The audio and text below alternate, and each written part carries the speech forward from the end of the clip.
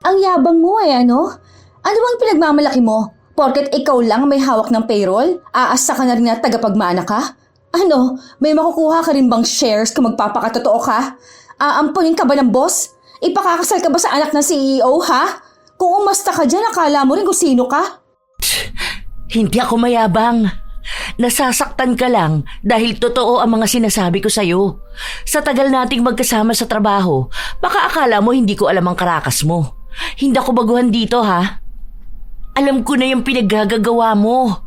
Kung bida-bida pa ako ng sobra, baka ang dami nang nakarating sa boss natin.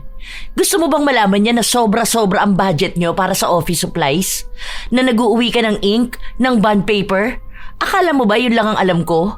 Kung makapagpa-reimburse kayo sa akin, parang pati resibo ng gasol nyo sa bahay gusto nyo pang ipasagot sa kumpanya. Sinong ninyo? Kayo ng tita mo. Sino kaya rito yung lumalandi sa anak ng boss kahit namukha ka ng tita nun? Minsan, sa buhay ng empleyado, hindi maiiwasan ang mga katrabaho na daig pang tagapagmana ng kumpanya kung umasta. Ganon si Jen. Dahil 10 taon na siya sa kanyang posisyon, naging mayabang siya at kung umasta ay daig pang siya ang nagpapasahod sa mga empleyado. Hanggang sa makilala niya ang isang taong puputol ng sungay niya. Magagawa pa nga kaya niyang matakasan ang ganti ng itim na kapangyarihan. Kunin ko yung isang OJT. Tambak ako ngayon ng trabaho Aasikasuhin ko pa ang payroll. Be, halika rito. Ano nga ulit ang pangalan mo? Dino po. Dito ka na lang muna sa akin, ha? Bitawan mo na yan. Ako na magsasabi kay Jen. Pero sabi niya po kailangan ko na itong matapos bago mag-break time. Hayaan mo siya. Akong bahala magsabi sa kanya. Kaya naman na niya yan mag-isa. Kakaunti nga lang yung trabaho niya Dito ka. Madali lang naman tong gagawin mo. Copy-paste lang naman to. Magpe-payroll pa kasi ako Ilang sandali lang matapos na makalipat ng pwesto si Dino. Dumating naman galing sa pantry si Jen. Isa si Jen sa pinakamatagal na empleyado sa kumpanya. Higit 10 taon na siya roon, habang ang ilan niya mga kasabayan ay matagal nang umalis. Sumunod na pinakamatagal ay si Bernadette na halos 7 taon na sa kumpanya. Silang dalawa ang hindi magkasundo sa trabaho. Dahil bukod sa magkaiba sila ng ugali, magkaiba rin sila ng pananaw pagdating sa trabaho. Bakit iniwan tong pinapagawa ko? Di ba ang sabi ko tapusin na to bago pa mag-break time? Pinapunta po kasi ako rito ni Ma'am na isa, yung sa gumagawa po ng payroll. Si Bernadette? Hayaan mo siya dyan sa trabaho niya. Dito ko sa pinagagawa ko. Sa susunod, kung anong iuutos ko sa'yo, yun lang ang gagawin mo, ha? Kahit na palipatin ka ng department o may ipapagawa silang iba, huwag mo susundin. Ang inuutos ko lang ang susundin mo. Narinig ni Bernadette ang mga salita na yon. Sakto kasi nakalalabas niya lang din sa opisina ng kanyang amo. Anong sinasabi mo na huwag kaming susundin? OJT yan dito. Pwede siya kung saan siya ilalagay. Hindi mo yan pag-aari. Hindi yun pumasok dito para maging alalay mo lang. Ano ka, sinuswerte? Ha? Lahat ng OJT na pumapasok sa company natin, gusto mo maging loyal sa'yo? Aba, ayos ka. Boss ka ba nila? Ha? Ikaw, boss ka rin ba nila? Bakit kinuha mo kahit alam mo naman na may pinagagawa pa, ha? Kaya mo naman kasing gawin yan. Bakit kailangan mo pa ng tulong? Trabaho mo yan Iisa na nga lang ang ginagawa mo, hindi mo pa ba matatapos? Sa akin, tambak ako. Ang dami kong kailangan i-encode tapos inaasikaso ko pa ang payroll. Mamaya kapag late ako nakagawa, anong gagawin mo, ha? Ngangawa ka ng ngangawa na ang tagal ng sahod, di ba? Trabaho mo rin naman yan, di ba? May OJT man o wala, kaya mo dapat gawin yan. Ang simple na nga lang yan hindi mo pa rin matapos. Kung makapagsalita ka sa akin, ha? Ang sabihin mo, naiinggit ka kasi sa akin. Kaya sa halip na akong makatanggap ng tulong, ang gusto mo, ikaw ang makakuha. Para nga naman, hayahay ka lang dyan, di ba? Sasahod ka ng buo habang yung trabaho mo, kalahati lang. Ay, wow! Sino kaya sa atin ang gustong sumahod ng buo habang pakape-kape sa pantry? Aba, alam naman nating lahat na hindi ako yon, no? Huwag ka nga dyan, pabida. Dito ka, hoy. May pinapatapos ako sa'yo. Di ba? Itong atupagin mo. Okay, sige. Pero wag mo ako sisisihin ha kapag late kang makakasahod, okay? Huli kong gagawin ng sayo para yung oras na gagamitin ko, ipapang-encode ko na lang. Sige be, pumunta ka na dun. Hindi na.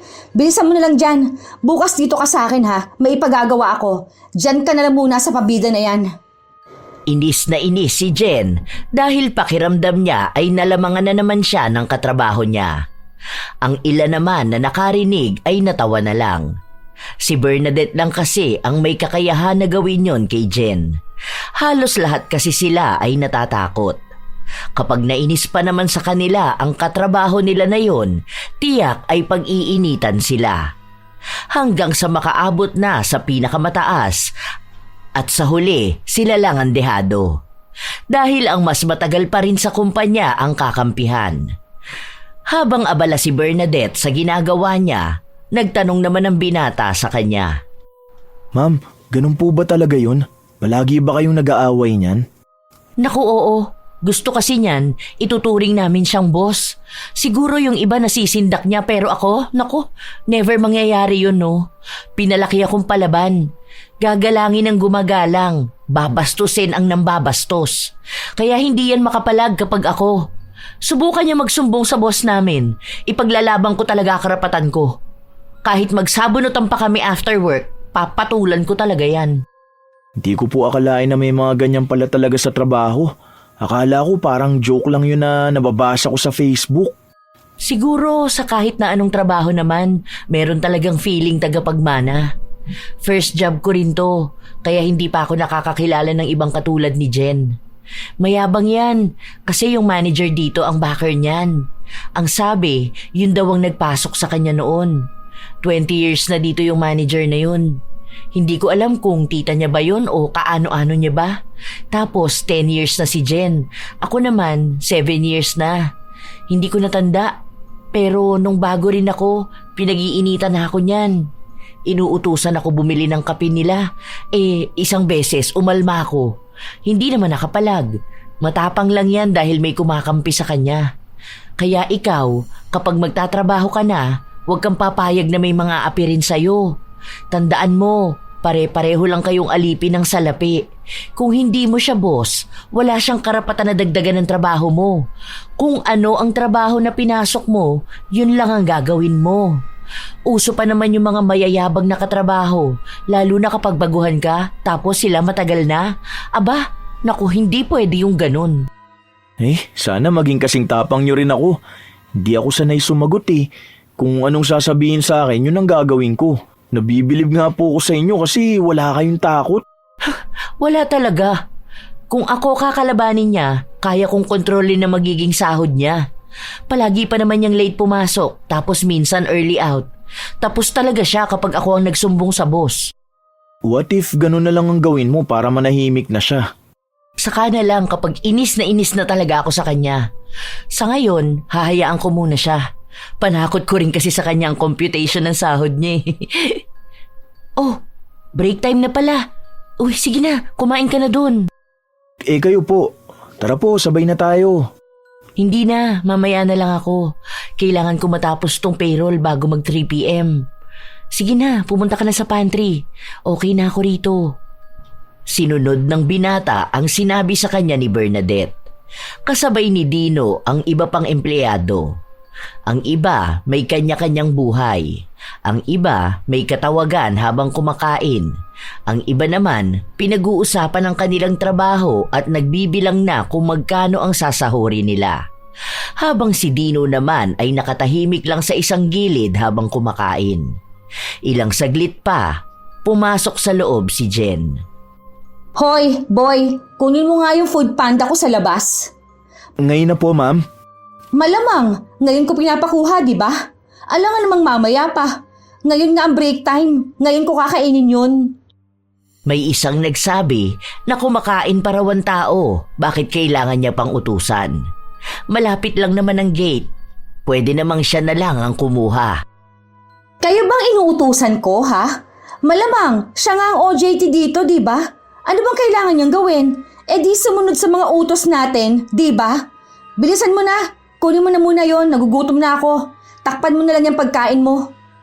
Hindi tumanggi si Dino.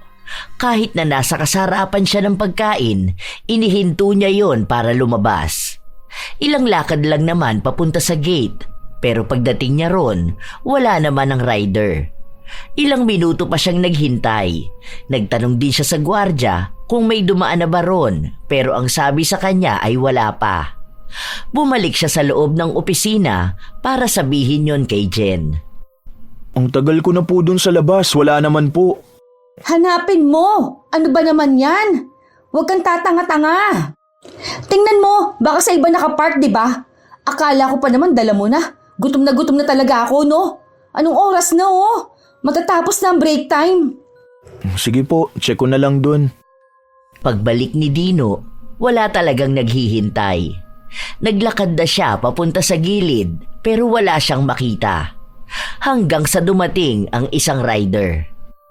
Kay Jen po, sir. Ibang pangalan ang sinabi ng rider. Tiningnan niya rin ang iba pang order at wala namang kapangalan ni Jen. Bumalik na naman si Dino sa loob.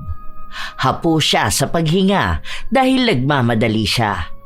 Ilang minuto na lang kasi ay matatapos na ang kanilang break time at hindi pa rin siya tapos kumain. Ma'am, ibang pangalan naman po yun eh. Ano po bang sabi ng rider? Nasaan daw po ba siya banda? Ano ba naman yan? Hindi mo kasi hanapin doon. Magtanong ka. Matuto ka maglakad-lakad para naman makita mo. Pabalik-balik ka rito, kanina pa ako nagugutom mo. Hanapin mo doon. Ayoko sa lahat yung ganyang katanga, ha? Pagod na ang binata pero wala pa rin siyang ibang nagawa kundi ang sumunod. Ang tagal na niya sa labas. Pati ang kabilang establishmento ay napuntahan na niya. Nagtanong siya sa mga nakikita niyang rider pero wala talaga. Hanggang sa natapos na ang oras ng kanilang break time, bumalik na siya sa opisina. Bakas ang pagod sa kanya at ang gutom. Maya-maya pa, lumapit siya kay Jen. May kinakain na ito. Ma'am, di ko po talaga nakita eh. Alam mo na ba na bawal ang overbreak? O JT ka palang lumalabag ka na sa rules? Inutusan niyo po kung kunin yung pagkain niyo, ma'am. Hindi ko po namalayan ng oras. Yun na nga eh. Next time maging responsable ka, ha? Inutusan nga kita kanina, pero break time pa yon. Hindi mo na ibigay sa akin tapos babalik ka na late ka? Magtrabaho ka na doon. Alam mo, kung ganyan na ugali mo sa trabaho, malamang hindi ka tatagal. Nakaramdam ng inis si Dino. Pakiramdam niya ay nilalaro lang siya ni Jen. Wala naman siguro talaga yung inutos sa kanya. Gusto lang nitong mapahiya siya at hindi matuloy sa pagkain. Bumalik sa pantry ang binata kung saan itinabi niya ang kanyang baunan. Saka siya bumalik sa pwesto niya. Wala roon si Bernadette. Nagpatuloy ang oras, nakakaramdam ng gutom si Dino. Halos isang oras pa ang hihintayin niya bago siya matapos sa trabaho. Pero babiyahe pa siya papunta sa kanilang paaralan, kaya malabo na makakain pa siya. Pamasahin na lang ang natitira sa pera niya, kaya hindi siya makakabili ng pagkain. Ilang sandali pa, dumating si Bernadette. May bitbit itong mga papel at inilapag yun sa gilid ni Dino. Okay ka lang ba? Hindi po eh. Nagugutom ako. Pwede po kayang kumain dito? Nagugutom ka? Bakit? Kaunti lang ba ang binaon mo? Hindi ko po naubos kasi inutusan ako ni Ma'am Jen kanina na kunin yung order niya. Kaso naabutan ako na natapos ang break time. Pabalik-balik kasi ko eh. Di ko kasi makita yung rider. Ay nako, nadali ka ng kasamaan ng babae na yun. Hindi totoo na may order yun. Malamang napagtripan ka lang niya. Sandali, may pinabili akong sandwich dito kanina eh. O eto, kainin mo na muna yan. Mahirap magtrabaho kapag gutom, tapos papasok ka pa mamaya. Sure po ba kayo? Nakakahiya naman po. Hindi pa po yata kayo kumakain eh. Kumain na ako. Namali kasi yan, akala ko isa lang nabili ko, dalawa pala. Sige na, okay lang. Kainin mo na yan. Next time, huwag ka basta-basta susunod sa utos sa'yo niyang demonyita na yan, ha? Pero hindi naman po pwede yun. Kasi baka maapektuhan naman yung performance ko. Paano ko ma-absorb? Di ba po, kayo na ang may sabi na malakas ang kapit ni Ma'am Jen? Mas malapit siya sa trono? Oo nga pala. Pero kung maganda naman ang ginagawa mo, okay lang yan. Ako na lang ang backer mo. Kapag hindi na lang po talaga maganda yung inuutos niya sa akin, yun ang di ko gagawin. Salamat po pala rito sa sandwich ha. Habang lumilipas ang mga araw, salita na nagtatrabaho si Dino sa pagitan lang ni na Bernadette at Jen. May naging usapan na sa susunod na araw ay kay Jen siya. Sa susunod na araw naman ay kay Bernadette siya. Sa totoo lang, kung papipiliin lang si Dino kung sino ba ang gusto niyang kasama, si Bernadette ang pipiliin niya. Dahil mas natuturuan siya ng maayos nito kaysa kay Jen na kung ano-ano lang ang utos sa kanya. Kasama na ang pagkuha ng order o kaya ang pagtitimpla ng kape. Madalas din na si Dino na ang sumasalo ng trabaho ni Jen. Halos ayaw siyang pauwiin kahit natapos na ang oras niya. Kaya kapag si Jen ang kasama niya, madalas na nahuhuli siyang dumating sa klase. Isang araw, akala nila ay hindi papasok si Jen, kaya tuwang-tuwa si Dino dahil mapupunta siya kay Bernadette. Ma'am, paano po pala kapag ganito? Hindi ko kasi makita yung kasama niya eh. Laktawan mo na lang. Check ko na lang yan, baka sa ibang files na halo. Minsan po ba ma'am, naisip niyo na sana mag-resign na si Ma'am Jen?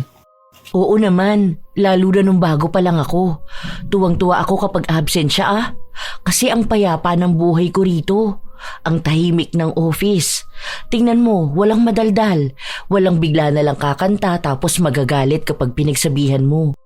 Sana wag na siyang pumasok kasi pati ako na-stress sa kanya eh. Sana mag-apply na lang siya sa ibang company. Ay, yan ang malabo. Hindi niyan kaya sa ibang company dahil baka doon pa siya makahanap ng katapat niya. Mamaya may mas matapang pa sa kanya, di ba? Alam niya ang kalakaran.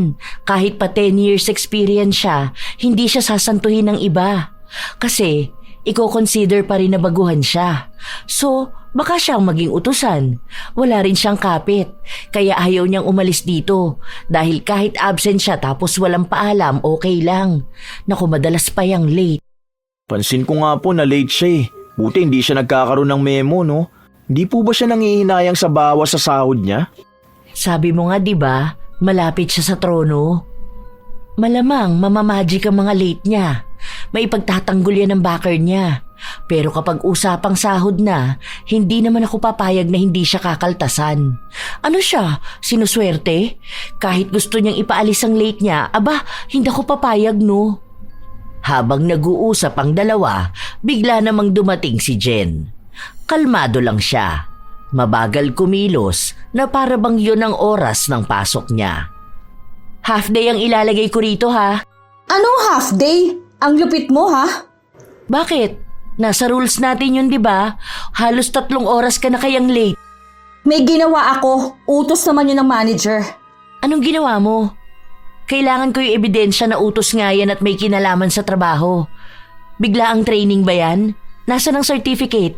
Dahil kung sa personal nyo lang yan, hindi nasakop ng kumpanya. Susundin ko kung ano ang rules. Half day ka. Hindi ako half day. Bakit kailangan ko pang sabihin sa'yo kung anong ginawa ko, ha?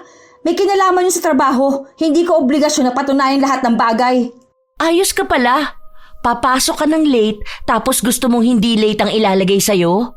Ano ka ba rito? Baka akala mo anak ka ng boss para papasok ka kung kailan mo lang gusto. Ano naman sa'yo? Kung gusto mo, gumaya ka, di ba? Ikaw rin naman di ba? Late ka pumapasok tapos binabago mo na lang dyan. Malamang, hindi namin malalaman kung anong ginagawa mo dahil ikaw ang may hawak ng attendance. Malay ba namin kung naglalagay ka ng OT o kaya bayad ang day off mo? Huwag mo nga akong dinadamay dyan sa mga pinagagagawa mo. Kahit kanino mo itanong, maaga akong pumapasok. Kapag late ako, nagpapakatotoo ako. May makakita man o wala, inilalagay ko kung ano ang totoo. Ay, wow! Bayani ka pala ng kumpanya. Baka gusto mo rin magkaroon ng award sa December, ha? Patas lang ako sa lahat, hindi katulad mo. Basta, magkakaalaman talaga tayo kapag nilagay mo dyan na half day ako. Makakarating sa tita ko to. Aba, kahit magsumbong ka pa sa ninuno mo, kahit magsama-sama pa kayo ng buong angkan mo, wala akong pakialam sa inyo. Kung ano ang totoo mong pinasok, yun ang gagawin ko. Tauhan ka lang sa kumpanya, Jen.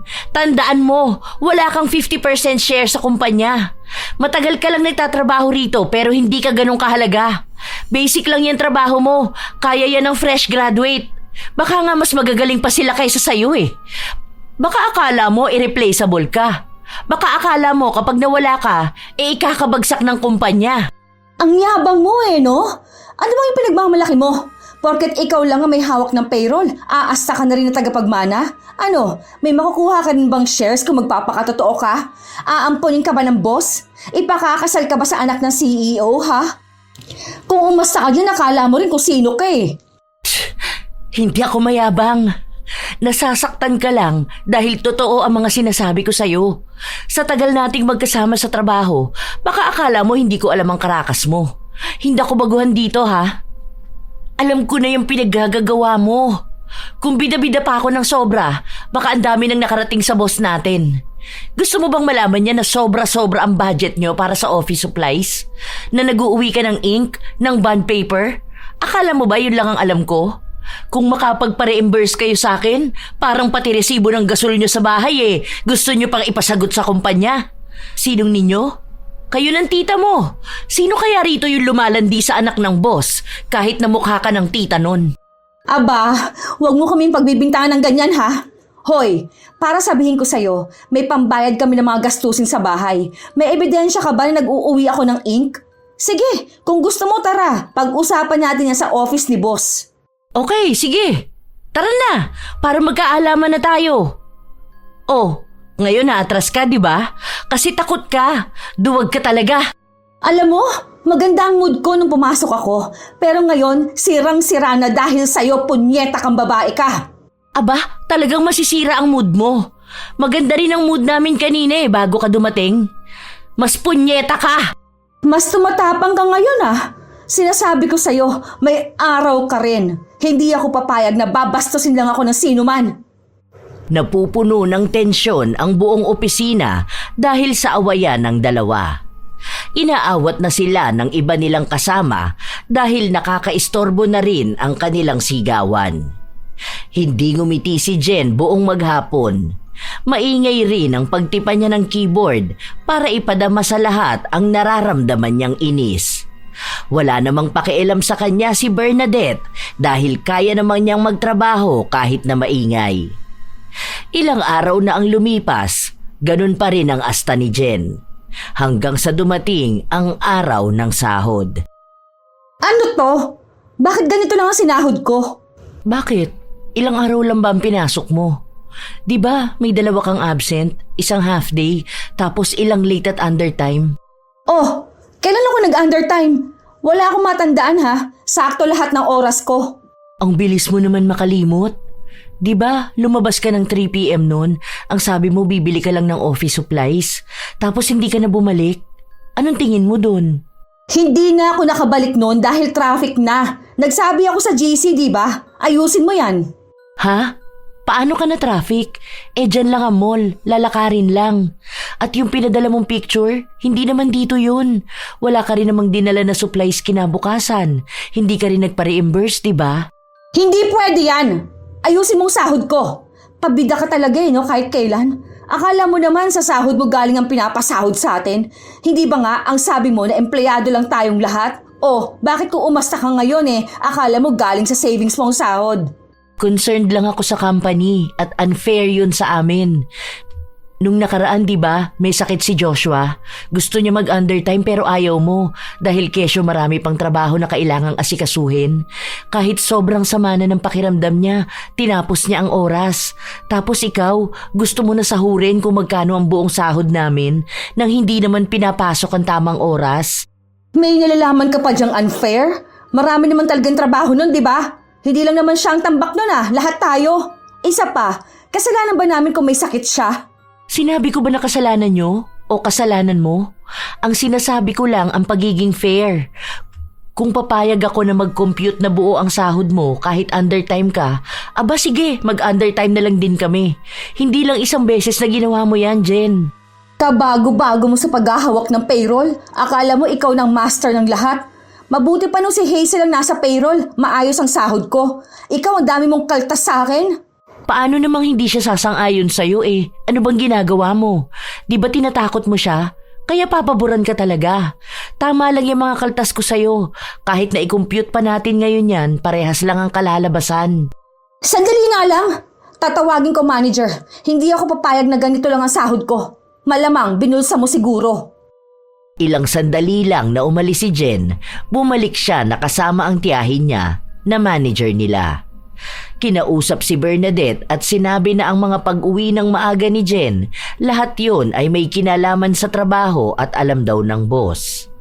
Pinagalitan pa nga siya nito at sinabi na gawin na lang niya kung ano ang utos sa kanya. Pagbigyan na lang daw niya si Jen dahil hindi naman malaking pera ang mawawala sa kumpanya. Barya lang naman daw yon kung tutuusin. Pasensya na po ma'am. Pero hindi ko po yun gagawin. Magiging unfair talaga yon para sa aming lahat. Hindi lang si Jen ang empleyado rito. Hindi po ba dapat pinapangaralan niyo siya na ayusin ang trabaho niya kaysa konsintihin ang mali niyang ginagawa? Kasi lahat kami rito nagbibigay ng oras sa trabaho. Takot kami malate tapos minsan thank you pa ang OT namin. Tapos gusto niyong pasahurin ng buo ang undertime? Sige po, kung alam ni boss, magre-request na lang ako sa kanya. Kung may approval nga niya, maghintay lang kayo at ibibigay ko yung kakulangan sa sahod. At bakit lalapit ka pa kay boss? Alam mo naman na busy yun. Dagdag ka pa sa iisipin niya. Dahil utos lang ni boss ang susundin ko pagdating sa pera. Hintayin niyo magkaroon ng bagong hahawak sa payroll. Baka siya masisindak niya. Si boss lang ang boss ko, kaya hindi ko pakikinggan ang sasabihin niyo. Gusto ko lang na pantay-pantay tayo. Kung ano ang pinasok mo, yun lang ang may record ako. Alam mo na sa sarili mo kung anong ginagawa mo sa trabaho mo. Magkaroon naman kayo ng integridad sa sarili niyo. Matapang na hinarap ni Bernadette ang masasakit na salitang sinasabi sa kanya ni Jen at ng manager. Kahit na ilang beses siyang pagsabihan na ayusin na lang ang sahod ni Jen, hindi niya ito sinunod. Dahil sa ginawa niya, sinabi sa kanya na makakarating sa boss ang katigasan ng ulo niya. Maghanap na raw siya ng bago niyang papasukang trabaho dahil sisiguraduhin ng manager na kapag balik ng boss ay masesesante na siya. Hindi na tinag ang dalaga. Mas pinili niya pa ring isipin na tama lang ang ginagawa niya. Narinig mo yon? Mag-ready ka na daw. Dahil nalalabi na lang ang oras mo bilang bida-bida. Ang simple na nga lang sana ng gagawin mo para magkano lang yun. Hindi yun magkano lang. Dahil yung halaga na yun, oras na rin namin. May pamilya rin kaming gustong uwian pero hindi namin mauwian ang oras na yun dahil ginugugol namin sa trabaho. Tapos ikaw, hawak mo ang oras mo? Mamanduhan mo pa kami? Sige, okay lang naman sa akin kung matatanggalan ako ng trabaho. Makakahanap pa naman ako ng iba dyan. At least, wala na yung feeling anak ng may-ari kung umasta. Hindi ako mawawalan kundi ang kumpanya. Tandaan mo, mas marami akong kayang trabaho at mas honest ako. Mas nabibigyan ko ng katarungan ng budget ng kumpanya. Eh di, wow pala sa'yo. Ang galing mo naman pala, no? Sige, okay lang. Tignan na lang natin kung hanggang saan ka dadalhin yung pagiging honest mo. As if naman, ikaw ang pakikinggan ng boss kaysa sa manager. Okay, sige. Sabi mo eh. Nakakatakot ka pa naman. Umirap lang si Jen bago siya bumalik sa kinauupuan niya. Si Dino naman na nagkukunwaring abala sa ginagawa niya, lumapit kay Bernadette. Kanina pa niya nais na makausap ang dalaga. Pero dahil abala ito sa pakikipagtalo kay Jen at sa manager, nanahimik na lang siya. Bawal din naman siyang makialam kahit pa tumestigo siya na tama naman si Bernadette. Di ka po ba natatakot sa kanila, ma'am? Paano po kung ipatawag ka nga tapos bigla ka mawalan ng work? Di po ba sabi mo sa akin nagpapaaral ka pa ng kapatid mo? Hinamon ko sila kasi alam kong hindi nila gagawin yun. Kapag nalaman ng boss ang kalokohan ng dalawang yan, malamang aalisin na sila. Lalo na kapag may naipakita akong ebidensya. Naku, tinatakot lang ako ng mga yan. Di ka po talaga nagpapatinag, no? Kasi kung ako yan, naku, baka ibinigay ko na ang gusto nila. Ayoko kasi yung sinisigawan ako tapos tinatakot ako. Alam mo, kapag nasa tama ka, wag na wag kang matatakot. Kahit na ano pa ang sabihin nila sa'yo, dapat lagi kang matapang. Kasi nagiging matapang lang sila kapag nakikita nilang duwag ang kalaban nila. Tingnan mo, may nagawa ba sila? Wala naman, di ba? Kahit naingayan niya pa ang pagtatype sa keyboard niya, wala akong pakialam sa kanya. Totoo naman kasi na unfair yun. Sana maging kasing tapang niyo rin po ako. Ang hirap po pala ng ganitong trabaho. Di ko akalain na ang dami palang kalukuhan na nagaganap. Paano pa kaya yung mga hindi honest na humahawak ng budget ng company, no? May mga kurakot din pala sa ganito. Oo, isa ang accounting sa may malaking responsibilidad sa company. Kapag nagsimula ang kalokohan sa akin, malamang madali nang mamamanipula ang lahat. Pwede akong kumupit sa pera ng kumpanya, gawang ko lang ng fake reports. Dati nga meron pang ghost employee rito. Imagine, lagi pa kamong OT. Tapos malalaman namin, yung sahod ng mga yon napupunta sa mga magkakasabwat. Tinanggal na yung mga yon. Dapat nga kasama si Jen pero naipagtanggol ng manager. Oh, talaga po? May ganun po ba? Grabe naman na yung pagnanakaw sa company. Kawawa din naman yung boss. Mukhang mabait naman po ang boss dito ah. Sa totoo lang, mabait naman talaga si boss. Palagi lang siyang busy. Kaya ang pinagkakatiwalaan niya rito ay yung mga taong matatagal na. Dapat nga si Jen ang hahawak dito pero sa akin napunta kasi wala siyang alam. Literal na wala talagang ibang alam yan. Ayaw niya kasing matuto. Huy, hindi to panira Nagsasabi ako ng totoo. Ayaw niya kasi ng bagong kaalaman. Gusto niya yan lang, madali lang ang gagawin. Nagagalit kasi yan kapag uutusan mo. Pansin ko nga po yun. Gusto ko pa naman sana dito sa company. Kaso natatakot naman ako. Malay mo, ikaw na hahawak nitong posisyon ko. Hindi naman talaga sakop ng trabaho ko to Pinahawak lang sa akin dahil ako lang ang may alam ng ganito. Basta, kailangan maging matapang ka. Huwag kang papasindak. Huwag ka ring magpapasilaw. Sa totoo lang, kaya mo talagang makakuha ng malaking pera. Lalo pat ikaw may kakayahan mag-request ng budget. Naku, kung masamang tao ako, kukupitan ko talaga yan. Kaso ayoko. Ayoko sa lahat yung nanlalamang ako ng tao. Kahit pa sabihin nila na masama akong tao kasi maldita ako at prangka, okay lang. Mas kilala ko naman ang sarili ko Nagkaroon ng motibasyon si Dino na pangarapin na makapagtrabaho sa kumpanyang yun hanggang sa nagkatotoo nga. Pagkatapos niyang makagraduate, pinasimula na siya kaagad. Siya na ang gumagawa ng dating gawain ni Bernadette. Magkatabi pa rin sila kaya natuturuan siya. Ma'am, pwede po bang patulong ako sa budget monitoring? Hindi ko kasi masyadong gamay. Ngayon lang din ako gagawa nito Sige, pero wait lang ha. Ihing-ihi na talaga ako Babalikan kita, open mo na muna yung files. 3 yan ha. Nagmamadaling umalis si Bernadette, habang ang binata naman ay nakatutok lang sa kanyang laptop. Ilang sandali pa, dumaan sa likuran niya si Jen. Hindi ito napansin ni Dino. Nakita niya lang ito noong sinadya ni Jen na banggain ang balikat niya. May kailangan ka po ba, ma'am? Kabisado mo na ba yan? Hindi pa po gaano pero malapit na. Katabi ko naman po si Ma'am Bernadette.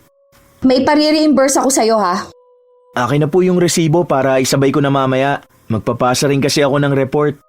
Pero wag mo na ipapaalam kay Bernadette. Utos to ng manager. Kung ayaw mo mawala ng trabaho, gawin mo na lang. Huwag mong susubukan na magsabi niya sa bida-bida mong katabi ha. Dahil sinasabi ko sa'yo, sa oras na hindi ma-reimburse ito, ikaw ang mananagot. Kapag natanggal ka sa trabaho na to, may kakayahan ng manager na magbigay ng bad records sa'yo. Mahihirapan ka makahanap ng trabaho. Ikaw rin ang mahihirapan dahil nakasalalay rito ang ikagaganda ng karir mo. Huwag ka mag-alala. Maliit lang naman to. Huwag mo lang ipapaalam kahit kanino. Gawin mo na lang. Safe ka sa trabaho na to. Huwag mo lang kaming kakalabanin. Hindi maikakaila na nakakaramdam ng takot si Dino. Sa mga tingin at salita ng pagbabanta ni Jen, alam ng binata na maaaring totohanin nito ang sinasabi niya. Natatakot siya na baka maapektuhan ang trabaho niya at ang kanyang kinabukasan. Mahirap lang ang pamilya ni Dino kaya malaking bagay para sa kanya na magkaroon kaagad ng trabaho. Kung masisira ang record niya, baka mas lalo silang mabaon sa kahirapan. Maaaring hindi na siya makapasok sa iba pang magandang kumpanya. Gusto niyang maging matapang katulad ni Bernadette. Pero paano niya gagawin yon kung baguhan lang siya at wala siyang maipagmamalaki? Ginawa ni Dino ang utos sa kanya kahit nalabag sa kalooban niya. Ang buong akala niya, isang beses lang yon mangyayari, ngunit naulit lang ng naulit. Isang hapon, bago matapos ang kanilang trabaho, inabangan ni Jen ang binata na pumasok sa pantry para doon niya ito makausap ukol sa panibago niyang hiling. Ma'am, masyado na yung malaki. Huwag naman ganyan. Baka makwestiyon na ako niyan eh. Gawan mo ng paraan. Ano, ako pa bang dapat magturo sa'yo? Ilang beses natin nagawa yan ah. Dapat alam mo na kung paano lulusutan. Ikaw ang may hawak ng report. Ikaw lang ang may kakayahan na manipulahin yon. Hindi naman nahahalata ng kahit na sino, di ba? Ang dami mong nirereklamo. Ang dami nyo naman na pong nakuha, di ba? Pati nga sa attendance nyo, nababago ko na eh. Baka mahalata naman na ako ni Ma'am Bernadette. Hindi yan. Hanggat hindi mo sinasabi sa kanya ang ginagawa mo, hindi niya malalaman. Tingnan mo, 2 months na natin itong ginagawa ah. May napuna ba siya? Dahil kung may napuna yan, malamang sa malamang kukuda ng kukudayan. Kaso tahimik siya, di ba? Ayoko na po, ma'am. Hindi ko na talaga kaya kapag ganyan. Nakukonsensya na ako eh. Ang dami ko na agad mali na nagawa. Ang unfair ko na ngayon. Kasi kayo kahit ang dami nyong kulang na oras, inaayos ko na ang attendance nyo. Tapos sobra na yung budget para sa office supplies kahit na wala naman kayong binibili. Kung ano-ano na lang ang nire-reimburse ko para lang maibalik yung pera na hindi naman ginastos para sa company. Natatakot ka? Sige, mag-resign ka na kung gusto mo. Sinisigurado ko sa'yo wala kang mapapasokang magandang trabaho. Kapag may bagong company na pag-a-applyan mo at tinawagan kami, sisiguraduhin ko sa'yo na masasama lang ang sasabihin namin para hindi ka kaagad makahanap ng trabaho. Ewan ko kung hindi mamuti ang mga mata ng pamilya mo sa kagutuman.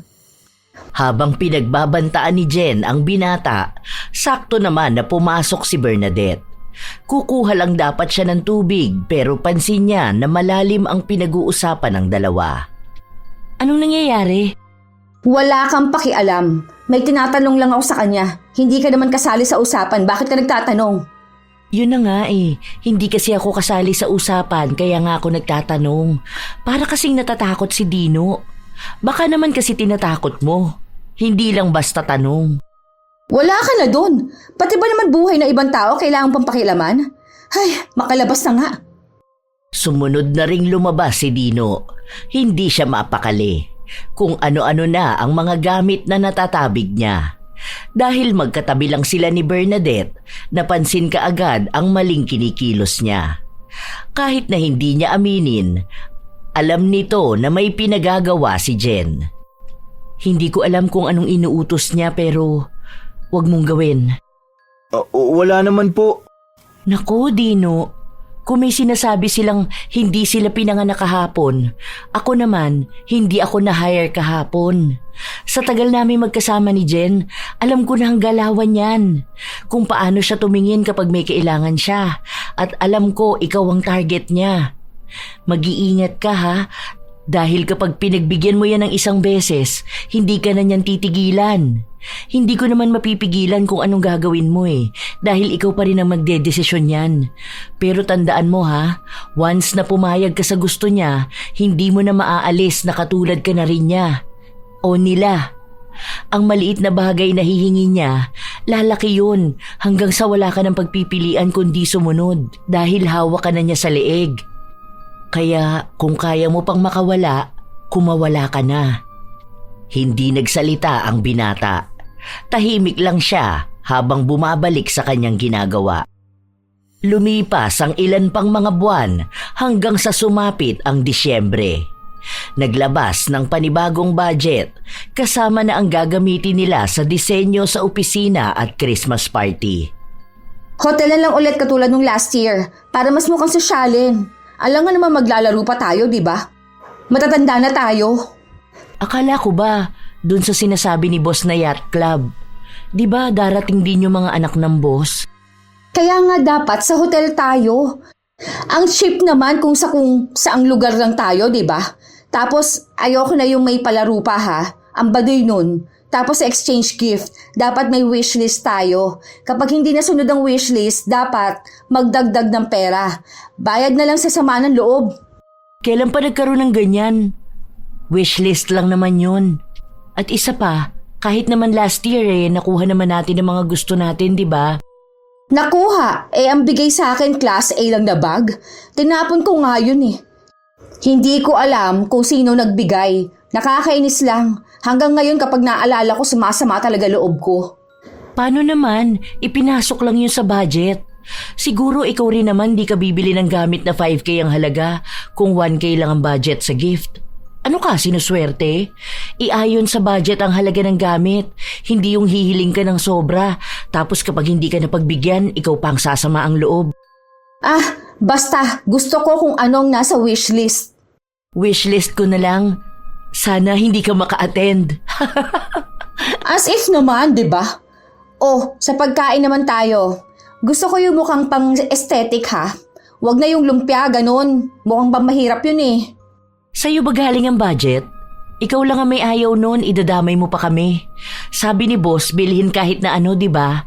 Hindi rin naman ikaw ang paglulutuin. Bakit pati kakainin namin gusto mo sundin ang gusto mo? Magdala ka na lang kaya ng sarili mong handa. Bakit ba wala kang ibang ginawa kundi ang kontrahin ng mga sinasabi ko? Ilang Christmas party nang hindi ibinibigay ang hiling ko ha? Siguro, kung ito na ang huli mong Christmas party, pwede ka namin sundin. Paano kasi, ang mga sinasabi mo naman kasi, hindi naaayon sa budget at sa gusto ng lahat. Yung mga gusto mo ang ayaw namin. Sus, bida-bida ka na naman dyan. Akala mo naman kasi sa sahod mo kukunin ng budget. Saka, nandyan naman si Dino. Carry na niya mag-request mas malaki pa. Oo nga pala, bukas bibili ako ng design para dito sa office ha. Baka sabihin mo na naman late akong papasok. Hindi na kumibo pa si Bernadette. Habang nagpapatuloy ang trabaho nila, may inabot na namang resibo si Jen sa binata. Hindi na nagtaka si Dino. Sinunod na lang niya ang pagbibigay ng pera. Nasanay na si Jen na pinagbibigyan siya, kaya sa tuwing tatanggi ang binata, inaaway niya ito. Sa totoo lang, nadadalian lang naman si Dino sa kanyang trabaho. Ang mahirap sa kanya ay kung paano nga ba niya pakikisamahan ang kanyang katrabaho. Dumating ang pagkakataon na gusto na niyang mag-resign pero iniisip niya ang kanyang pamilya. Nag-aaral pa ang mga kapatid niya. Gusto na rin niyang patigilin ang kanyang ina na magtrabaho dahil matanda na ito.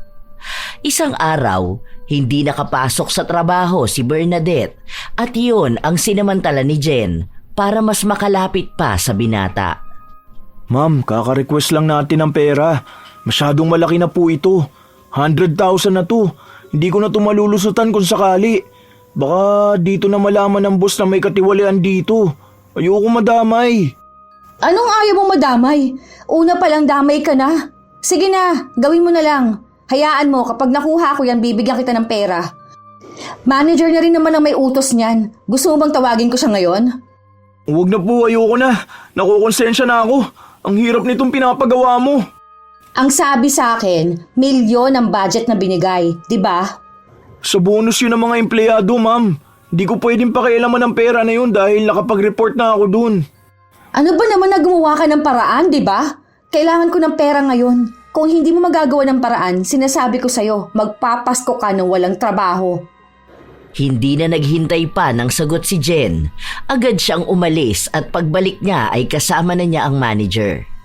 Kinausap nito si Dino at sinabi na kung hindi niya mapagbibigyan ang hiling ni Jen, sisiguraduhin daw nito na mawawala na siya ng trabaho agad-agad. Ang dami ring pagbabanta na sinabi sa kanya. Pero pinilit ni Dino na lakasan ang kanyang loob, kaya tumanggi siya. Ilang araw pa ang lumipas, hindi na siya makatulog ng maayos.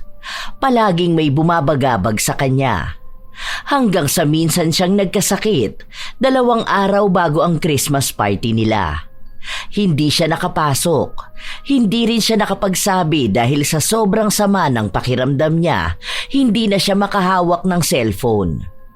Kinabukasan, masama pa rin ang pakiramdam niya pero pinilit niyang pumasok. Nakasabay niya pa si Jen na maglakad papasok sa opisina. Oh, bakit pumasok ka pa? Tanggal ka na sa trabaho ah.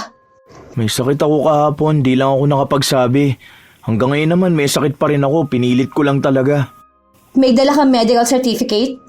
Hindi ako nakalabas kahapon dahil sobrang sama nga po ng pakiramdam ko. Makakakuha pa po ba ako kung makapag-inform lang na absent ako, hindi ko pa kaya? Hindi ka special sa company ha. Kabago-bago mo palang sumusuway ka na sa rules. Ewan ko kung hindi ka mabigyan ng warning or baka diretso termination ka na.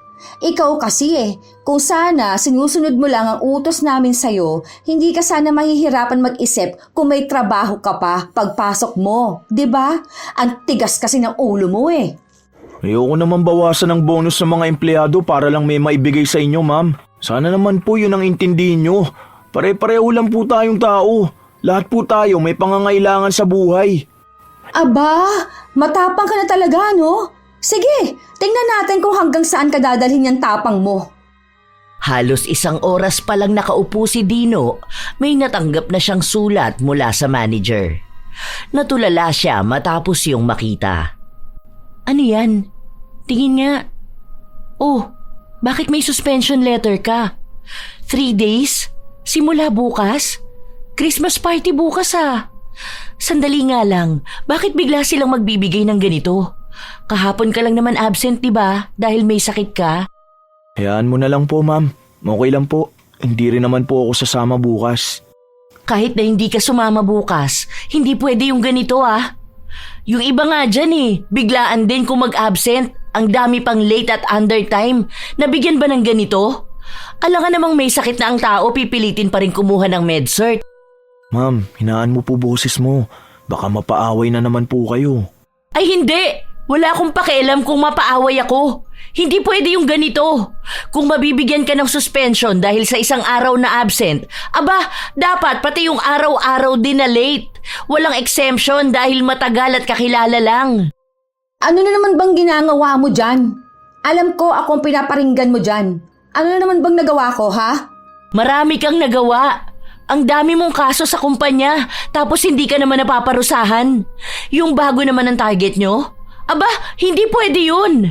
Bakit akong pinaparinggan mo, ha? Bakit hindi mo kausapin ng manager o ang HR? Ang ganda ng mood ko dahil excited na ako para bukas. Tapos sisirain mo na naman? Hindi ba masaya ang buhay mo? Isa pa, magkaiba kami ng ginagawa ng bago na yan. Hindi mo ba nakikita na bago pa lang yan pero may sungay na? Mano man lang ba sana na magpaalam siya kung mag-absent siya, di ba? At kapag may sakit, kailangan naman talaga ng med-cert. Ilang araw ba siyang nawala? Kahapon lang, di ba? Understandable naman sana yun na hindi lahat ng taong may sakit kayang magpaalam at umalis para kumuha ng med-cert. Para saan pa ang 1 araw na pahinga kung kailangan niya palang pumila at lumabas para kumuha nun? Ha? Sapat na ba yung 1 araw para sa suspension? Wala man lang warning? At tinapat pa talaga kung kailan may Christmas party? Ano? Gusto niyong ipakita sa tao na hindi siya pwedeng pumunta? Huwag ka sa akin magreklamo. Doon ka sa manager o umiyak ka doon sa HR. Nagpapakabayani ka na naman dyan. Ma'am, wag na po ma'am. Okay na po yan. Sige na po, baka po madamay pa kayo Okay lang po sa akin kahit na hindi ako makasama bukas. Gusto ko rin po magpahinga Hindi pwede. Dahil pangit ang magiging record mo kung meron ka na nito. Parang lamat na to Bago ka pa lang, wala ka pang 1 year. At 1 beses ka lang naman nag-absent. Wala ka ring late. Tapos puro ka OTTY. Lahat tayo may karapatan. Hindi porket bago ka at bata ka pa, kakayan-kayanin ka lang nila. Huwag ka magpapatalo. Lahat tayo rito binabayaran para magtrabaho. Oo, may mas mataas na posisyon, pero hindi ibig sabihin na okay lang mantapak ng iba. Kakausapin ko sila. Kahit na ilang beses pang pakiusapan ni Dino, nahayaan na lang, hindi pumayag ang dalaga. Alam niya ang pakay ni na Jen kaya nila ginigipit si Dino. Nung una ay ayaw siyang kausapin ng manager. Dahil sabi nito, may karapatan naman siyang magpataw ng parusa sa mga empleyado na hindi maganda ang ginagawa sa trabaho. Baka akala mo hindi ko kayang ipaabot sa boss tong ginagawa mo. Ayusin niyo ang ugali niyo. Ganyan na ganyan ang ginawa nyo noon sa ibang empleyado, di ba? Kapag hindi nyo makuha bilang kakampi, ginagawan nyo ng kasiraan. Kahit sino hindi deserve ang ganito. Kung lahat pala pagdidisiplina sa mga empleyado, dapat si Jen din bigyan nyo nito. Hindi ako lalabas ng opisina nyo hanggat hindi nyo ginagawa ng suspension letter ang babae na yon. Nagkasagutan sina Bernadette at ang manager. Sa pagtaas ng boses ng manager, siya rin namang tataas ang boses ni Bernadette. Wala na siyang pakialam kung mabibigyan din siya ng parusa. Basta ang alam niya lang, may ipinaglalaban siya. Pero nagmatigas ang manager. Hindi niya binigyan ng suspension letter si Jen. Galit na galit si Bernadette na bumalik sa kinauupuan niya. Walang kumausap sa kanya kahit na sino. Maging si Dino, yun ang unang beses niyang nakita na ganon kagalit si Bernadette. Bago mag-uwian, doon lang medyo kumalma ang dalaga. Pagkakataon na nakita ni Dino para humingi ng tawad. Ma'am, sorry po talaga. Dapat po hindi na kayo nakipagtalo eh. Hayaan nyo na lang po. Baka po mag-resign na lang din po ako. Baka hindi na lang ako papasok kapag tapos po nitong suspension ko. Bakit? Akala ko ba ang sabi mo kailangan ng pamilya mo ng pera? Mag-New Year pa oh. Ikaw lang ang may trabaho sa inyo. Yung tatay mo nagagamot pa, di ba? Yung nanay mo naman matanda na, kaya gusto mo sana sa bahay na lang siya. Tapos yung mga kapatid mo nag-aaral pa. Baka po kasi hindi ako para sa ganitong trabaho, ma'am. Sa totoo lang po, magandang experience dito kasi may natututunan po talaga ako. Tapos mabait din naman ang boss. Malaki po ang sahod kumpara naman sa ibang kumpanya. Kaso po, sobrang hirap, ma'am eh. Di ko po kaya yung makipaglaban sa mas mataas sa akin. Kasi po, isang pagkakamali ko lang hahanapan na nila ako ng butas. Hahanap na lang po ako ng ibang trabaho. Gagawan ko na lang po ng paraan. Nakaka-stress po eh. Sa totoo lang po, kaya ako nagkasakit kasi ilang linggo na ako hindi makatulog na maayos. Alam niyo po yung excited naman sana ako magtrabaho. Kaso feeling ko ang toxic nang nangyayari.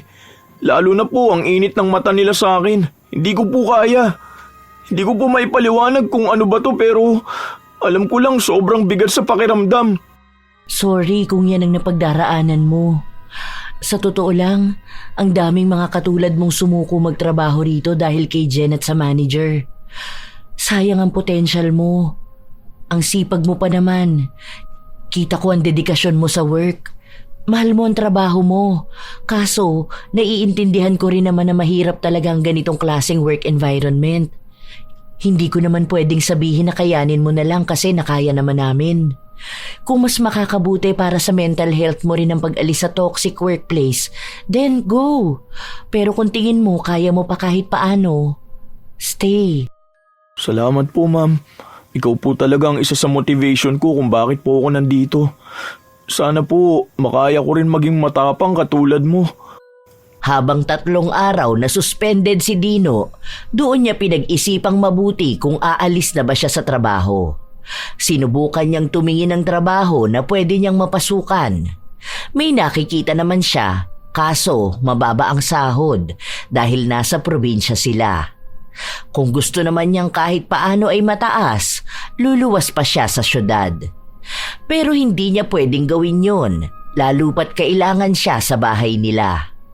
Ayaw niya ring basta iwan ang mga magulang niya. Nakausap niya ang ilan sa mga kakilala at kaibigan niya. Ang iba sa kanila wala pang trabaho dahil nahihirapan maghanap. Sumabay naman na kailangan ng kapatid niya ng pera sa susunod na taon para sa pag-aaral nito. Ang ibig sabihin ay hindi pa rin siya aalis sa trabaho niya. Kailangan niyang isaalang-alang ang kanyang pamilya bago ang kanyang sarili. Kahit na hindi niya alam kung kakayanin niya pa bang pakisamahan si Jen, lalo na't napatunayan niya kung gaano nga ba ito kalakas sa nasa mataas na posisyon sa kumpanya.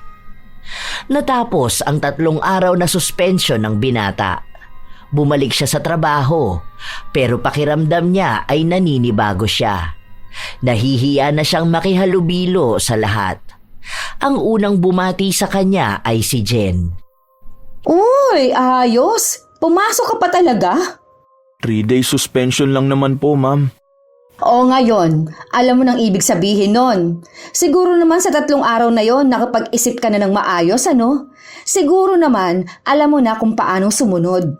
Warning pa lang yan. Dahil sa susunod, mawawalan ka na ng trabaho. Masisiraan ka pa ng career. Kung ako kasi sa'yo, sunod ka na lang eh. Hindi mo rin naman pera mawawala. Pera naman ng kumpanya yon. Kaya huwag ka na magpakabayani, ha? Hindi kumibo ang binata. Nagtungo na siya sa pwesto niya. Wala roon si Bernadette pero alam niyang pumasok ito dahil naroon ang bag nito. Ilang sandali pa, dumating na rin si Bernadette. Oh, buti naman pumasok ka. Sabi ko na eh. Ito may dala ko para sa'yo. Wait lang, saang drawer ko ba nilagay? Ayun. Oh, para sa'yo. Ano po to, ma'am? Nakuha ko yan nung Christmas party. Lahat tayo may ganyan, tagi-isa. Ingatan mo yan ha, pinaglaban ko pa yan kay Jen dahil gusto niyang kunin kasi wala ka naman daw. 'Di ba, pati gift ng boss, sugapang kumuha kahit hindi kanya. Salamat po, mama. Naisip niyo pa ako. Sa'yo naman kasi talaga yan. O sige na, work na tayo. Marami pang kailangan isubmit na report bago magpasko para masaya ang Pasko natin. Hanggang sa nagpalit na ng taon, naroon pa rin si Dino. Nagpapatuloy siya sa kanyang trabaho. Pinipilit at ginigipit pa rin siya ni Jen at ng manager. Sinasabi sa kanya na mag-iingat siya dahil isang pagkakamali lang na magagawa niya, tiyak na mawawalan siya ng trabaho. Natatakot si Dino pero pinipilit niyang magpakatatag hanggang sa hindi na talaga niya kinaya. May mga pangungutya na rin kasi siyang nakukuha mula kay Jen. Hirap na siyang pumasok sa araw-araw dahil bukod sa kahirapan ng buhay na nilalabanan niya, sumasabay pa ang problema niya kina Jen. Ayaw niyang umalis sa trabaho kaya isa na lang ang naisip niyang paraan. Lumapit siya sa kakilala niyang mangkukulam para pagawaan ng ritual ang manager at si Jen. Pero sinabi sa kanya na iisa lang muna ang pwede. Kaya ang inuna niya ay si Jen dahil ito ang madalas na manggulo sa kanya. Isang araw lang ang lumipas pagkatapos niyang magparitual, umepekto na kaagad ito. 3 araw hindi pumasok si Jen at ang paalam sa kanila ay natapilok ito at namamaga ang paa. Ang peaceful ng office talaga kapag wala si Ma'am Jen. Papasok pa kaya yun? Ewan ko sa babae na yun. Sana wag na. Hindi, biro lang. Ewan ko, wala naman akong balita sa kanya dahil hindi naman kami nag-uusap nun. Siguro kung matatagalan siya bago pumasok, baka matanggal na siya sa trabaho. 3 days na siyang wala yung trabaho niya natatambak na. Kaso, papayag naman ba yung manager na hindi na yun makakapasok? Yun na nga. Siguro, kukuha sila na pwedeng pumalit. Kinausap ako ng manager kanina. Gusto niyang wag kong ilagay na absent si Ma'am Jen. Gagawa niya po yata ng report na naka-work from home. Huwag mong susundin. Ang kapal ng mukha nila. Work from home. Pero si Jessie ang gumagawa ng report niya. Huwag ganun. Anong wino-work from home niya? Tatanga-tanga ba naman kasi siya maglakad eh. Ang hilig kasi magtakong. Ayun, nakarma na yata kaya natapilok. Hayaan mo sila. Unfair yun sa atin. Ikaw nga 1 araw lang may sakit pagpasok mo, suspension pa ang binigay sa'yo. Siya 3 days na gusto pang sumahod. Ang laki ng ambag niya sa kumpanya. Nang dumating ang araw ng sahod, nagalit si Jen matapos niyang makita na hindi bayad ang 3 araw niyang hindi ipinasok sa trabaho. Nagreklamo siya sa manager at ipinatawag si Dino. Pero iisa lang ang sagot ni Dino, hindi pwedeng sumahod ang hindi naman nagtatrabaho. Tumatapang ka na ngayon? May ipagmamalaki ka na ba ha? Tandaan mo, isang pagkakamali mo lang, pwede ka nang matanggal sa trabaho mo. Kaya kung gusto mo pang magstay, makinig ka sa inuutos sa'yo. Hindi naman ako mawawalan ng trabaho as long as ginagawa ko na maayos ang utos sa akin ni boss. Hindi kayo ang boss. Alam mo, bagay sa'yo na namamagayang pa mo eh.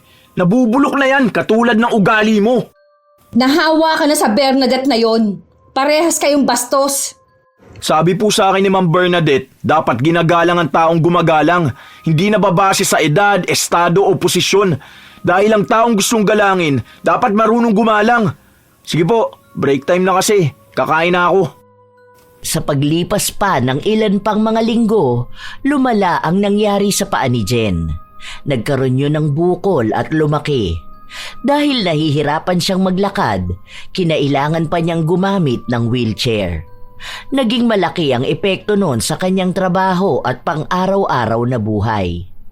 Kinakausap na rin siya ng mga nakatataas at sinabi sa kanya na kung hindi na talaga niya kaya ay pwede naman na siyang umalis sa trabaho. Pero nagmamatigas siya. Ayaw niyang bumitaw sa kanyang posisyon. Isang araw, break time. Habang ang lahat ay nasa pantry, biglang inutusan ni Jen si Dino na kunin ang order niya sa labas. Dahil kasi simula lang kumain ng binata, tumanggi siya. At talagang matigas na ang ulo mo? Kunin mo yon. Ma'am, siguro naman po nakakabastos po kung papalabasin niyo ako ng kumakain pa ako. Anong gusto mo? Magutom ako? Ma'am, hindi niyo po ako personal assistant. Hindi po ako utusan ha. Kung maayos po sana kayo nakikisuyo sa akin, baka po mapag-isipan ko pa na kunin. Pero kung makapag-utos kayo sa akin, daig niyo pa nanay ko eh. Hindi niyo po ako alipin ha, ipapaalala ko lang sana. Wala akong pakialam. Bilisan mo na, nagugutom na ako. Kanina ko pa gustong kumain eh. Buwisit to. Ang dami mo pang sinasabi dyan. Sino ka ba sa inaakala mo ha? Nagmamatigas at nagmamayabang ka dyan sa akin? Baka akala mo kasing tagal na kita rito. Tama naman siya, Jen. Hindi mo naman siya utusan para ganyan ka magsalita. Mano man lang sana na makiusap ka, di ba? Ikaw ang may kailangan sa kanya. Isipin mo, may nangyayari na nga sa'yo, ganyan pa rin kasama ang ugali mo. Huwag kang sumabat kung hindi naman ikaw ang kinakausap ko ha. Ma'am, ikaw na lang po ang kumuha. Kumakain ako. Or kung mapapaghintay niyo po yung rider, kukunin ko mamaya kapag natapos ako. Galit na galit si Jen. Pinagmumura niya rin si Dino na ayaw makinig sa kanya. Simula nung magkasakit si Jen, naging mainitin palalo ang kanyang ulo. Kung sino-sino na lang ang inaaway niya. May nakasagutan pa siya at sinabi sa kanya na kung hindi siya mananahimik ay sisipain nito ang kanyang paa. Lumala pa ang nangyari kay Jen. Naapektuhan na rin ang kanyang kalusugan. Madalas na siyang hindi nakakapasok sa trabaho dahil nilalagnat siya o kaya ay umaatake ng sobrang kirot ang kanyang paa. Hanggang sa isang araw, may bagong empleyado na dumating. Ayun, sakto may bagong empleyado. Lagyan mo nga to ng tubig. Kuha ka sa pantry. Huwag yung malamig ha.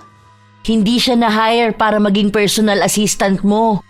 Oh, inggit ka na naman. Sa sobrang pagpapahalaga sa akin ni boss, nag-hire siya ng tao na mag-aalaga sa akin dito sa opisina. Alam ko naman na noon pa man malaki na ang inggit na nararamdaman mo sa akin. 'Di ba?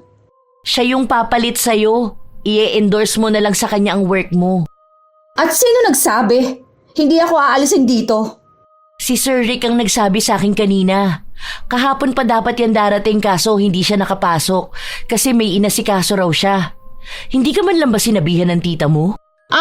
Hindi ako papayag. Ang galing naman nila kung aalisin nila ako rito. Matagal na nila akong empleyado. Buti sana kung siyang magiging utusan ko rito. Pero yung papalitan niya ako, hindi ako papayag Halatang baguhan lang to. Anong alam niya sa trabaho ko? Mas marami naman akong naiambag sa 10 taon ko rito, ano? Ay, hindi pwede tong ganito. Ano ka, CEO, para magkaroon ng assistant? Bakit pa sila magbabayad ng bagong tao para tulungan ka kung pwede ka namang palitan? Hindi matanggap ni Jen ang mga naririnig niya. Inaway niya rin ang bagong empleyado at pinagsabihan ito na huwag pakialaman ang trabaho niya. Hindi tuloy mawari ng bago kung ano ang gagawin niya, kaya pinatawag na lang ni Bernadette ang manager para ito na ang magsabi kay Jen. Noong una, dinadaan pa sa masinsinang usapan si Jen. Pero nung galit na siya at isinumbat na niya lahat sa kanyang tiyahin, nagtalo sila. Hanggang sa sinabi nito na hindi na siya kayang ipaglaban pa. Malulugi raw ang kumpanya at ang dami ng nakarating na reklamo sa may-ari. Lalo pa kapag hindi nakakapasok si Jen at ibang empleyado ang gumagawa ng trabaho niya. Halos magwala si Jen sa loob ng opisina, ngunit wala pa rin siyang nagawa. Nagdesisyon na ang nasa itaas kaya hindi na yon kaya pang pigilan ng kanyang tiyahin. Hindi na siya kaya pang pagtakpan dahil nakikita na rin namang may sakit siya. Babalik ako sa kumpanya na to. Sinasabi ko sa inyong lahat. Kapag ako gumaling at nakabalik, ikaw na babae ka, yari ka sa akin. Inagawan mo pa ako ng posisyon. Buisit ka! Nakatahimik lang ang bago. Halatang nagulat siya sa inasta ni Jen. Wala naman siyang kasalanan. Ang alam niya lang ay nakapasa siya sa interview. Matapos nun ay sinabihan na siya na magsisimula na siya sa trabaho. Kinabukasan, nagpumilit pa rin si Jen na pumasok sa opisina. Pero hindi siya pinapasok ng gwardya. Wala na ang kanyang ID at opisyal na siyang tanggal sa trabaho. Sinabi sa kanya na kahit na maghapon pa siya sa opisina, hindi na siya pasasahurin pa. Hay, ano kaya nangyayari dyan kay Jen, ano? Minsan naaawa na ako sa kanya, kaso naman mas lalo siyang naging toxic. Pansin mo ba? Tingnan mo ang yabang niya. Ang hilig pang magwala dyan sa labas. Hindi man lang ba siya naaawa sa sarili niya? Tingnan mo, ang laki ng paa niya. Kung simpleng tapilok lang yan, dapat gagaling pa siya, no? Baka may sakit siya, di kaya? Baka karma na rin yan, ma'am. Kasi di ba sobrang yabang niya at ang dami niyang kasalanan sa mga tao. Hindi lang sa'yo, hindi lang sa akin, pati na rin dun sa iba na nasira ang mental health dahil sa kagagawan niya. Ginigipit niya kasi yung mga tao eh. Tapos may sakit na siyang ganyan, hindi pa siya nagpapakabait. Hindi nagbago ang ugali niya, di ba? Sa bagay, tama ka nga naman dyan. Ang dami kasi niyang kasalanan eh. Naalala ko noon may binuli yan bagong employee na kumunti ka na magpakamatay. Mabuti na lang naging okay na. Sobrang lala niyan talaga kahit noon pa. Mas lumala lang ngayon. Hindi niya matanggap na ganun lang din siya kayang palitan. Akala niya kasi panghabang buhay na siya sa kanyang trabaho. Hindi niya alam, lahat naman tayo kayang palitan. Lalo na ngayon, ang daming mga mas bata pa na may potensyal na mas maging magaling. Ang tatalino pa naman ng mga kabataan ngayon, ang bilis turuan. Kahit halos 1 buwan na ang nakalipas, simula nung nawalan ng trabaho si Jen, pabalik-balik siya sa kumpanya. Hindi para makiusap na magtrabaho, kundi ang mag-isa siyang magprotesta sa labas ng kumpanya. Palagi siyang nanggugulo. Minsan pa, may isang empleyado siyang binato. Kaya ang ginawa sa kanya ay pinadakip siya sa mga pulis. Yun na lang ang huling beses na nakita nila si Jen. Wala na rin ibang naging balita si Bernadette. Ang manager na kamag-anak ni Jen natanggal din sa trabaho matapos na malaman ang pinaggagawa niyang pamemeke sa trabaho niya at ang pakikipagrelasyon niya sa isang empleyado kahit na pareha silang may asawa. Inireklamo kasi ang manager ng asawa ng kabit niya. Dahil ayaw madamay ng kumpanya sa iskandalo, inalis siya sa trabaho. Sa paglipas ng ilan pang mga taon, sumapit na ang 10 taong anibersaryo ng pagtatrabaho ni Bernadette sa kanilang kumpanya. At dahil doon, tumaas na rin ang ranggo niya. Wow, nice one, madam! Congrats! Ikuha mo ako ng kape. Kunin mo ang order ko sa gate, nandun na ang Food Panda. Ano? Bakit ito lang ang sahod ko? Dapat bayad kahit 7 days ako absent. Naalala ko na naman yun. Hindi bagay sa'yo, Ma'am Bernadette. Kasi ikaw walatang mabait ka kahit na prangka ka magsalita. Nasa na kaya si Jen, ano? Hindi kasi kami friends nun sa Facebook eh. Nakablock kasi ako dun. Yung tita naman niya, naka-deactivate naman yata. Oh, chismosa ka, mama. Hindi, bigla ko lang naisip. Gumaling na kaya yun? Di ko rin po alam, pero narinig ko sila nag-uusap eh. Parang nakakulong yata yun si Ma'am Jen. Bukod pa dun sa nambato siya dito noon parang may iba pa siyang kaso. Estafa yata or parang scam sa investment, ganun. Di ko alam eh. Narinig ko lang kasi sabi nila buti na lang daw hindi sila napilit na mag-invest. Kundi iyak daw talaga sila. Hayaan mo na yun, ma'am. Ang mahalaga naman maayos na tong office, di ba? Wala nang anak ng boss. Kasi ako masaya ako sa ganito. Tignan mo, nakatagal din ako sa trabaho. Kaya wag na nating isipin yung mga nangyari dati. Kung may pinagdaraanan man sila ngayon, bunga na lang din yun ng pagkakamali at kasamaan ng ugali nila. Kahit na walang alam si Dino sa nangyayari kay Jen, alam niya na hanggang sa kasalukuyan nitong buhay, pinagdurusahan pa rin niya ang kulam na bigay sa kanya. Maaaring mas lalo pang lumala ang pamamaga sa kanyang paa. Dahil base sa mangkukulam, hindi naman yon nagamot. Dahil taon na rin ang inabot, maaaring hindi na rin yon maaagapan pa. Malamang ay araw-araw iniinda ni Jen ang sakit na yon. May panahon lang talaga na nakukonsensya ang binata sa kanyang ginawa, pero madalas ay naaalala niya na para bang siya na lang ang nagbigay ng hustisya sa mga taong inapi at siniraan ng pangarap ni Jen. Dahil alam niyang muntik na rin siyang maging biktima. Kung hindi siya lumaban, malamang ay magpapatuloy pa rin ang kasamaan nito. Sa pagkakataon na minsan, hindi naman nais ng isang tao na gumanti, ngunit wala na silang ibang pagpipilian kundi ang lumapit sa itim na kapangyarihan. Meron kasi talagang mga tao na katulad ni Jen. Klase ng tao na umaastang magaling sa lahat. Ginagawang basehan ang tagal sa trabaho at ang kapit sa mataas para lang makapanlamang at makatapak ng ibang tao. Walang pakialam kung makakasira din ba sila ng pangarap ng iba dahil ang mahalaga palagi ay ang kanilang pansariling interes. Tandaan palagi na sa trabaho, mas maganda pa ring maging makatarungan sa lahat. Huwag maging dahilan para mawala ng gana ang iba. Huwag maging lason sa kapwa na siyang unti-unting sisira ng kanilang pangarap. Dahil bawat tao na may trabaho, may pinaghuhugutan. Lahat ng sahod, may pinaglalaanan. Maging mabuting tao at lalong maging mabuting katrabaho. Mga apo, alam kong marami sa inyo ang may karanasan sa mga katrabaho na mayayabang at feeling tagapagmana ng kumpanya. Sa inyong karanasan, mga apo, paano nyo nagagawang harapin ang mga ganong klase ng katrabaho?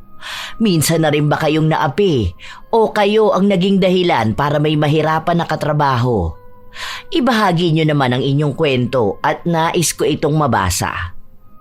Shout out sa ilan sa mga masusugid na tagapakinig ng mga istorya ni Lola Telang. Lorena Morate, Marisa Villanueva, Jayco, Vincent Florentino, Anha Rose Ayeras, A.D. Maco, Leonora Concesino, Mariel Tabuan, Mary Jenny Rilrea Batiduan, Josie Aniban, Flordecita Cabe, Jessica Rojas, Vivian Baterbonia, Cherry Mukbang ASMR, Jane Ruiz. Shout out din sa inyo, May Pinon, Joy Pabulayan, Elizabeth Hardenil at sa kanyang asawa na si Kitab Umar ng Toyo Company, Japan, Sheren Solero Masagka, Darlene Tahatoy, Nashti 28, Malia Torres, Corazon Kakalda, Chambu Diday, Hayashi J. Megan, Ami Pakana, Jerilyn Byron, Petronila Balyelos, Jenny V. Suko, Abigail. Salamat sa pakikinig nyo. Lord Queen OFW Vlog, Maribeth Solero, Asodisen Serila, Regina Navarro, Mira, Milrose Demate, Irene Benavides, Bernadette Liantejero, Florence Hervacio, Lilani Barcenilla, Aldrin Daily Vlogs, Cliven Dubalan, Francesca Liana, Karen Laderas. Hello sa inyo mga apo, Grace Sementera, Malu Hapin, Chat Advincula, Will Maleses, Jules Velasco, Feber Añada, Fiela Muhammad, Jerlyn Arbado, Jovin Barasona at sa mga mananahi ng Igting Organization, Jovelyn Panisan, Ria Mojado, Juwailas Arts and Crafts, Jocelyn Kai, Marco Nanes at kina Ate Auring, Minda, Ne, Faye, Aiza, Kuya Dennis at Poging J ng Amira Boxes Handicrafts. Happy birthday din sa anak ng kanilang boss na si Ryle Kadsawan, Celestina Sigwa. Shout out din kina Loida Del Mundo, Annalisa Puaso, Gracia Balitaan, Glory Lee Olivo, Albert Valderrama, Elizabeth Dunca, Razon Yao, Angel Canceller, Kim Bara, Jaja Barakiel, Roxanne Gaudicos, Andrea Smith, Conchita Salazar, Lynn Caones, Jessica Marie Ramos, Rubelin Eneria, Jason Castillo at sa Castillo family ng Nueva Ecija, Mirna Alfaro.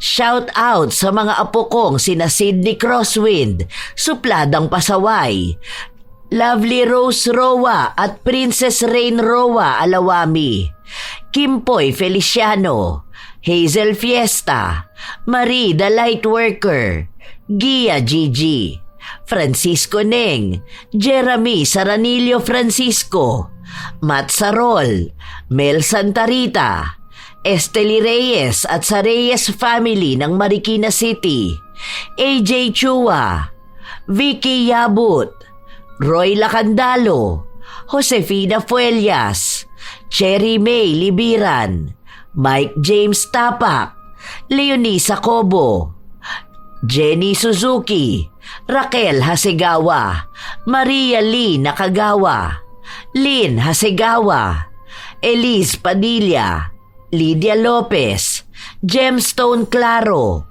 Lance MBB, Rosalina Bugayong, Ami Yong, Ami Bag, Angelina Ignacio, sa buong Team Manok ng Amsik Angeles City, Pampanga, kay Ray Galedo at sa Galedo family ng Kabuyaw, Laguna.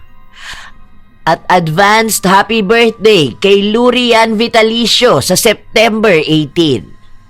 Ito ang inyong Lola Telang at maraming salamat sa lagi niyong pakikinig mga apo.